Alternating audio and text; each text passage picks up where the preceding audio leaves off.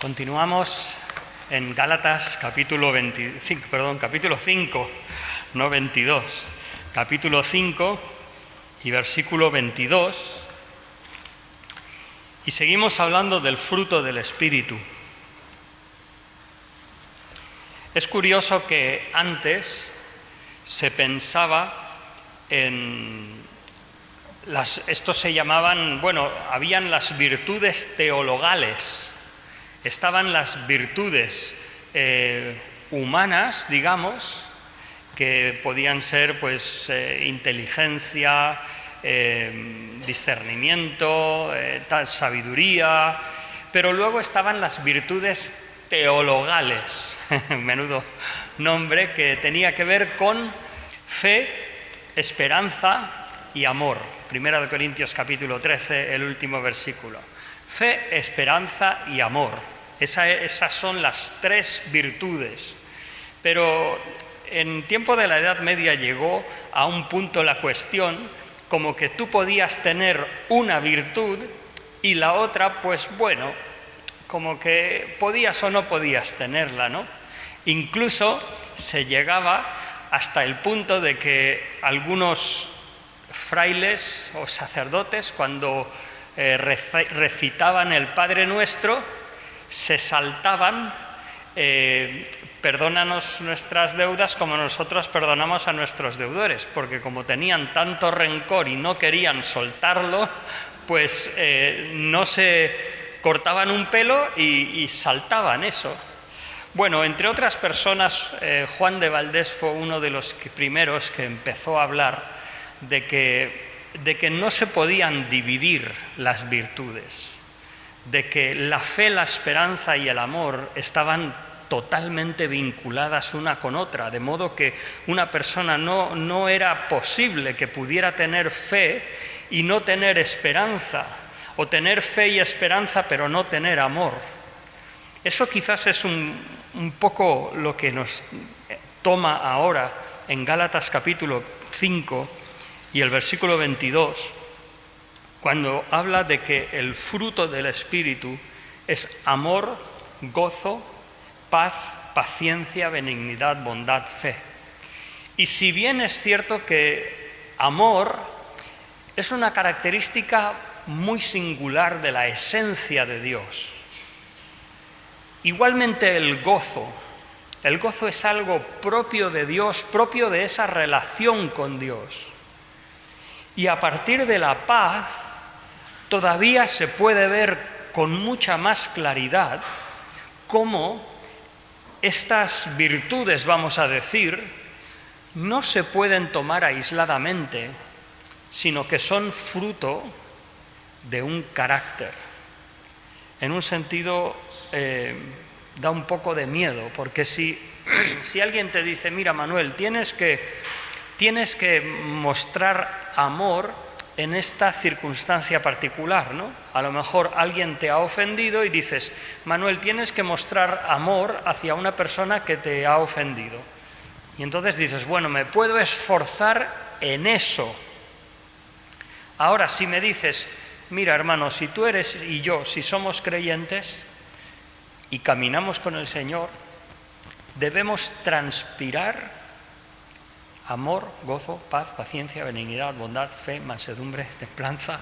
Entonces dices, no puedo pensar en tantas cosas a la vez, porque, como hemos dicho de un principio, no se trata de un esfuerzo, se trata de caminar con el Señor, y el Señor, si caminamos con Él, muestra este fruto en singular. Es como si dijésemos un olor, Segunda de Corintios capítulo 3, el olor de Cristo, y tiene estos ingredientes. Es un perfume que, por supuesto, ¿cómo no va a tener el ingrediente del amor o el ingrediente del gozo? Entonces, a partir de hoy, vamos a empezar a enlazar dos de estas virtudes o características del fruto del Espíritu, porque realmente están vinculadas y casi empezaremos un poco a solapar las otras, pero vamos a intentar que no, para aprovechar de nuestro estudio. Pero dice, el fruto del Espíritu es amor, gozo, y nosotros vamos a coger estas dos en esta tarde. Lo que me gustaría es mostraros la paz y la paciencia en el Antiguo y el Nuevo Testamento, y nos daremos cuenta que no hay tanta diferencia. En el amor sí que hay una diferencia, en el Antiguo y el Nuevo Testamento. ¿Por qué? Bueno, hay una diferencia de intensidad, hay una diferencia de enfoque. ¿Por qué? Porque el amor ha sido manifestado de una forma sublime en la persona de Cristo. El gozo hay un poco más de vínculo. ¿Por qué? Porque se ve en el Antiguo Testamento y en el Nuevo. Pues bien, a partir de ahora se ve una misma melodía, un mismo énfasis, y lo veremos. Primero consideramos la paz. ¿Qué es la paz? La paz es ausencia de perturbación, o sea, no ser turbados, no ser conmovidos, sacudidos, ya sea por un enemigo externo o un enemigo interno. Por ejemplo, dicen los salmos, sea la paz dentro de tus muros y el descanso dentro de tus palacios. Esa paz que nos transmite el Antiguo Testamento también tiene la connotación de prosperidad, de bienestar, una buena relación del hombre con Dios. Dice el Salmo 73, versículo 3, fijaos, dice, esto es Asaf escribiendo, y escribe en un momento débil de su vida, o sea, hablando de un momento débil de su vida, y dice, tuve envidia de los arrogantes, viendo la prosperidad de los impíos. Esta palabra prosperidad habla de paz. No hace demasiado que, visitando a alguien, me decía, dice, yo es que veo personas que se han alejado del Señor y están tranquilos, están aparentemente bien. Bueno, Asaf, escribiendo más o menos por el año 900, 800 antes de Cristo, veía lo mismo. Y es que la complejidad de la existencia humana, lo que Dios permite, no es tan fácil como lo querían ver los amigos de Job. Que si haces bien, Dios te bendice, y si haces mal, Dios te maldice. Así que si estás sufriendo es porque Dios se desagrada con tu vida. Pues no es tan sencillo. Pero paz, tener paz, implica ese descanso, ese bienestar que el Señor a veces da a sus hijos. Eso que dice el Salmo 1, por ejemplo, todo lo que hace prosperará. Esa bendición que a veces acompaña la vida de sus hijos. También es en un tiempo donde enemigos era una realidad latente. Nosotros ahora tenemos una sociedad más o menos civilizada, pero ¿os habéis dado cuenta de cómo en tiempos de Samuel, de Saúl, de David, todavía había un ambiente como tribal? Habían momentos en que el pueblo decía, ¿nosotros qué tenemos contigo, hijo de Isaí? Israel, cada uno a sus tiendas. Y cada uno se va a sus tiendas y ya está. Y dices, ¿dónde está el reinado, las cortes de David y todo eso? No, porque la monarquía que como nosotros la entendemos, la monarquía que puede ser de España, de Inglaterra o de otros países, no tiene nada que ver con la monarquía en tiempos bíblicos.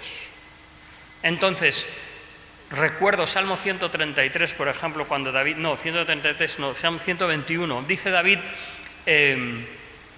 yo soy hombre pacífico, mas ellos, hablando de sus enemigos, dice, así que hablo, me hacen guerra.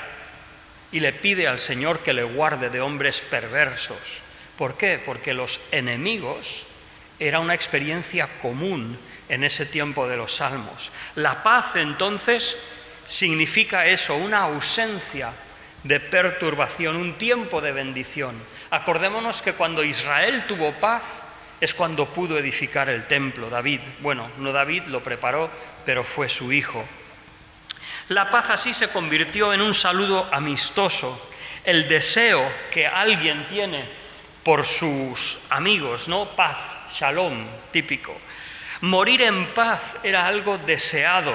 Génesis 15:5 dice: tú en tanto te reunirás en paz con tus padres y serás sepultado en buena vejez. Eso de morir en paz era una señal de la bendición del Señor. Y nos debe hacer pensar a veces familias que cuando hay un fallecimiento o así, pues salen a la luz todas las contiendas, todos los conflictos familiares. Qué pena. Espero que nuestras familias cristianas seamos capaces de crecer en el Señor en armonía y podamos descansar en paz. La paz implicaba la ausencia de enemigos, era un don de Dios. Dice Levítico 26:6: yo daré paz en la tierra y dormiréis sin que haya quien os espante. Haré desaparecer de vuestra tierra las malas bestias y la espada no pasará por vuestro país. Era una muestra de la bendición del Señor. Fijaos aún en Proverbios, un versículo que personalmente me ha hecho de pensar desde que lo aprendí. Lo aprendí de memoria cuando era jovencito y dice: cuando los caminos del hombre son agradables a Jehová, aún a sus enemigos hace estar en paz con él. Lo repito: cuando los caminos del hombre son agradables al Señor, aún a sus enemigos hace estar en paz con él. A veces he orado y he pedido al Señor, si tengo personas que son enemigos contra mí, Señor, ¿están bien las cosas? ¿Estoy haciendo las cosas bien? Porque el libro de Proverbios, como decimos, es un libro de sabiduría, que normalmente las cosas suceden así. Entonces, como hablábamos antes de David, pueden haber personas que están en contra de nosotros y no hemos hecho nada, ¿no? Como dice en Hebreos: buscad o en cuanto está en vosotros, estéis en paz con todos los hombres. Pero dice en cuanto está en vosotros. Ahora mismo no recuerdo dónde está ese pasaje, pero a veces es un intento. Pero consideremos, ¿por qué no?, que si nuestros caminos agradan al Señor, aún a sus enemigos puede poner en paz con nosotros. El Antiguo Testamento incluso habla también de una paz interior. Dice ese versículo precioso: tú guardarás en completa paz aquel cuyo pensamiento en ti persevera. Isaías 26:3. El justo debía buscar la paz. Dice Salmo 34:14: apártate del mal y haz el bien, busca la paz y síguela. En Mateo capítulo 5, ¿qué dicen las bienaventuranzas? Bienaventurados, ¿qué? Los pacificadores. Aquellos que son capaces de influenciar con paz donde quiera que están. Me llama la atención, por ejemplo, este chico fue un ejemplo insólito y yo no lo conozco directamente, pero este chico que mató a sus padres con una katana fue a remar y dice que allí conoció al Señor y cambió su vida. Entonces Dios usó a estos creyentes. Si todo es así, yo no lo conozco de primera mano y estas cosas hay que tratarla con pinzas y con cuidado. Pero si esto es así, Dios usó a unos creyentes para infundir paz en un corazón lleno de violencia y de agresividad. Bienaventurados los pacificadores. Que el Señor nos ayude a buscar la paz y seguirla. La paz, sobre todo, sería característica de los tiempos del Mesías en el Antiguo Testamento. Como dice: un niño nos ha nacido, hijo nos es dado, el principado sobre su hombro, se llamará su nombre admirable, consejero, Dios fuerte, Padre eterno y príncipe de paz. El Señor es príncipe de paz.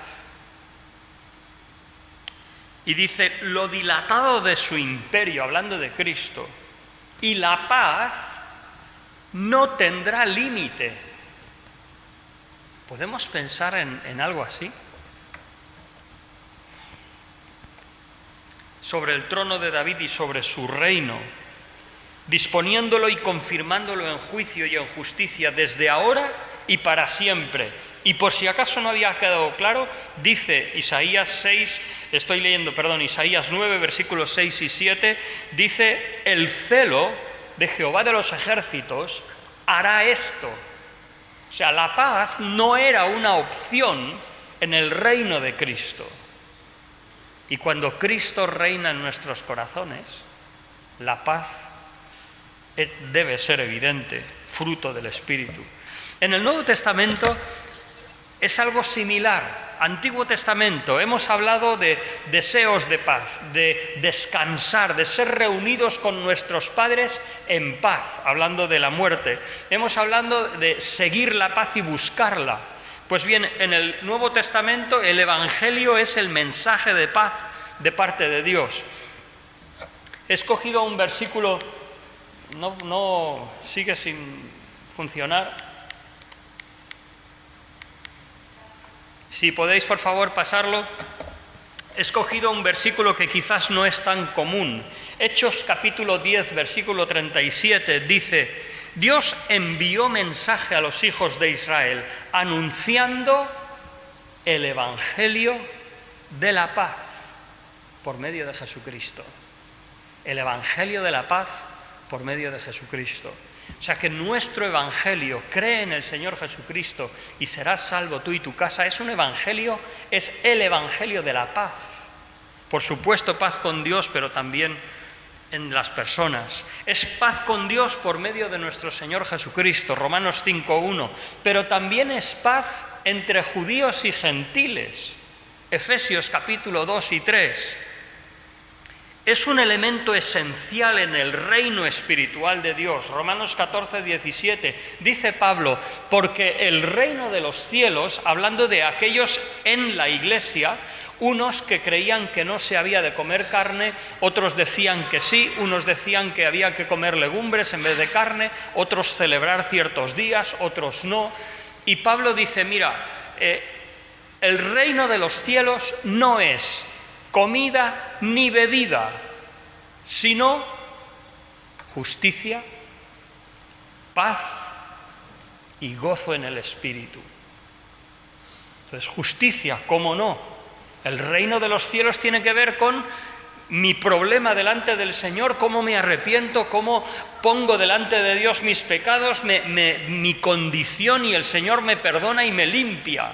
Pero después de eso, es un evangelio de paz. Paz con el Señor y paz también con mis semejantes y gozo. Un elemento esencial del reino de Dios en el Nuevo Testamento. El Dios de paz es un título de Dios muy común en las salutaciones y en las despedidas de las epístolas. Es un saludo del Señor a sus discípulos. Cuando el Señor se aparece a los discípulos el primer día de la semana y una semana después, ¿qué dice el Señor? Paz a vosotros. Paz. Paz a vosotros. A aquellos que habían estado peleando poco tiempo antes a ver quién había de ser el mayor, el Señor se presenta y le dice, paz a vosotros. También a los discípulos que estaban atemorizados, confundidos, perplejos, el Señor se presenta y le dice, paz a vosotros. Es una situación, al igual que el Antiguo Testamento, que el creyente debe buscar, procurar y mantener. Dice Marcos 9:50, fijaos qué versículo, lo he tomado para que veamos con qué se asocia la paz.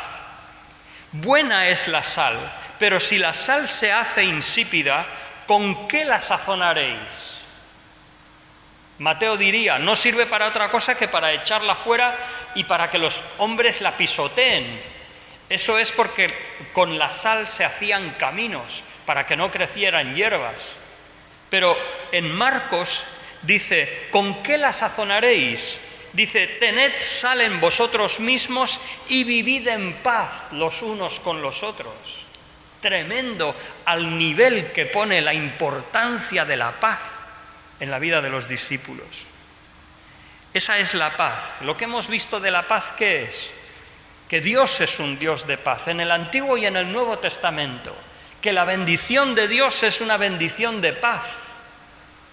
Y que el creyente debe buscar la paz, tanto en el Antiguo como en el Nuevo Testamento. Ahora llegamos a paciencia, el fruto del Espíritu, es paz y paciencia. Y lo que vemos es parecido, otra vez, el Antiguo con el Nuevo Testamento. En el Antiguo Testamento la palabra hebrea significa respiración larga o grande. ¿Por qué? Porque la violencia, la agitación y el enojo se asocian ¿con qué? Entonces, tener paciencia es no dejarse alterar fácilmente.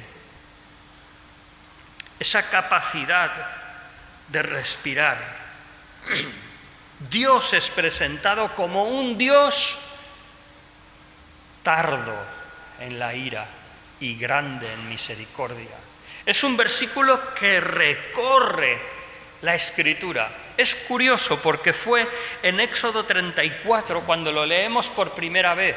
¿Y quién dice que Dios es lento para la ira, grande en misericordia, amplio en perdonar, etcétera, etcétera? ¿Quién dice que Dios es así? Éxodo 34.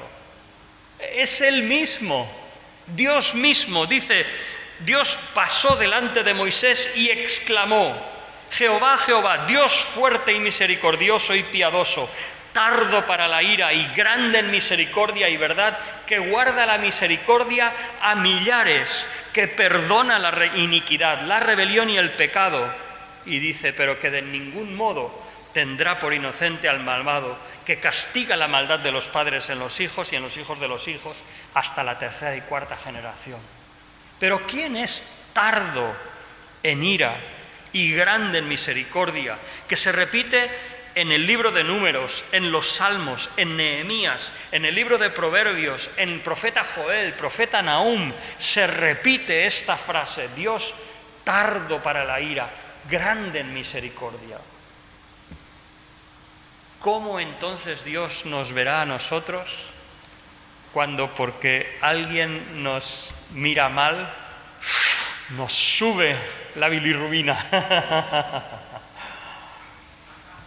¿Cómo debió mirar, además que se usa esta palabra, paciencia, cuando el Señor Jesús refiere esa parábola a los discípulos, Mateo capítulo 18, y dice, un hombre tenía, un siervo debía un dinero a su amo, 10.000 denarios, y el amo le dijo, mira, perdóname, ten paciencia, esta palabra, y el amo le perdonó.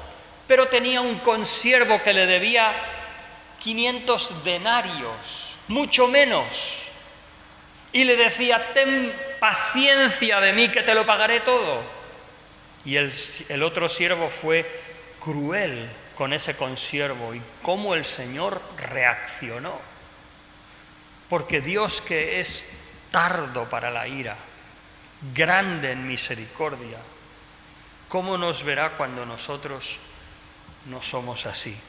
El Nuevo Testamento dice igualmente que Dios es un Dios de misericordia. Fijaos, Romanos 2:4, o menosprecias las riquezas de su benignidad, de Dios, su paciencia y generosidad, ignorando que su benignidad te guía al arrepentimiento. Aquí es donde empezamos a ver eso, benignidad, paciencia, generosidad, todo entrelazado, igual que lo vemos en los frutos en el fruto del Espíritu. Así que, si Dios es Dios paciente para con nosotros, segunda de Pedro 3:9, no queriendo que ninguno perezca, sino que todos procedan al arrepentimiento, si Dios es paciente, ¿cómo nosotros no vamos a ser exhortados frecuentemente a la paciencia? unos con otros. Efesios 4:2, con toda humildad y mansedumbre, soportándoos con paciencia los unos a los otros en amor. Colosenses 1:11, escrita poco antes de Efesios, en un mismo entorno, brevemente antes, dice Pablo: fortalecidos con todo poder, conforme a la potencia de su gloria, obtendréis, fíjate, fortaleza. Eso sí que nos gusta, ¿no? O sea, conforme a la grandeza del poder de Dios, su gloria, vamos a recibir fortaleza, pero también paciencia. También paciencia, Colosenses 1:11. Colosenses 3:12, vestíos pues como escogidos de Dios, santos y amados, de entrañable misericordia. Eso es, como escogidos de Dios, emulando, imitando a nuestro Dios, de bondad, de humildad, de mansedumbre, de paciencia. Santiago 5:7, por tanto, hermanos, tened la paciencia hasta la venida del Señor. Decir que la paciencia, hay dos palabras en el Nuevo Testamento para paciencia. Hay una palabra que es hupomené y hay otra palabra que es macrozumias. Zumias es zumos, es ira, y macrozumias es ese lento para la ira. Hupomené es otra cosa, es perseverancia, algo que nosotros debemos tener. En ese caso nunca es aplicado a Dios. Entonces, cuidado a veces con la palabra paciencia en el Nuevo Testamento, porque a veces no significa soportar, aguantar. A veces sí, y lo que estamos viendo, el fruto del Espíritu, es paz, paciencia. Esa paciencia sí es soportar, aguantar. O sea, existe una paciencia que es perseverancia, tenacidad. Aunque recibes tribulación, sigues con la misma energía caminando con el Señor. Esa es una paciencia. Pero lo que estamos tratando aquí es la paciencia que no te dejas fácilmente provocar. De que tu vecino te habla mal y lo aguantas. De que tu hermano te dice algo que no entiendes y lo soportas, como dice aquí, con humildad, con mansedumbre, con bondad, con misericordia y con paciencia. Quisiera terminar con algunas conclusiones, a ver si lo podemos... ¿Podemos llegar a las conclusiones, Isaac?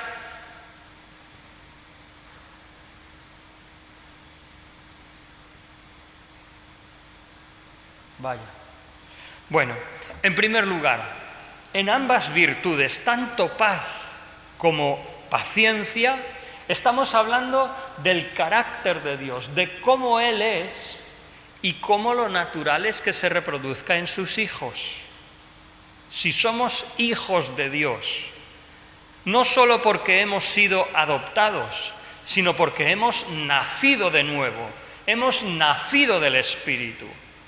Entonces su carácter, de alguna manera, poco a poco, ese germen, esa vida nueva tiene que crecer y mostrarse.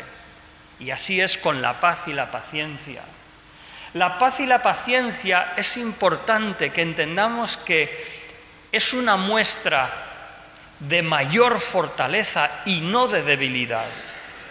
La fortaleza no es dejarse llevar y pegar 4 gritos, eso es la debilidad. Nuestro Dios es un Dios paciente, tardo para la ira, grande en misericordia. Es el Dios de paz. Eso es fortaleza y no lo otro.